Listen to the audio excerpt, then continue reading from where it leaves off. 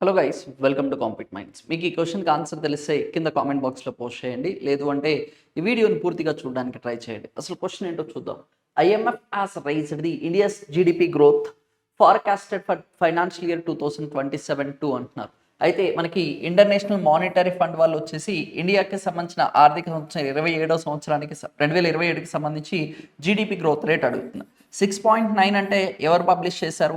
RBI, yes, Reserve Bank of India, అలాగే Asian development bank, వీళ్ళిద్దరు అందించడం అయితే జరిగింది. 6.6 అంటే వరల్డ్ బ్యాంక్ వచ్చేసి ప్రొజెక్ట్ చేయడం అయితే జరిగింది. 6.5 అడిగితే ఎస్, ఐఎంఎఫ్ వాళ్ళు ప్రొజెక్ట్ చేయడం అయితే జరిగింది.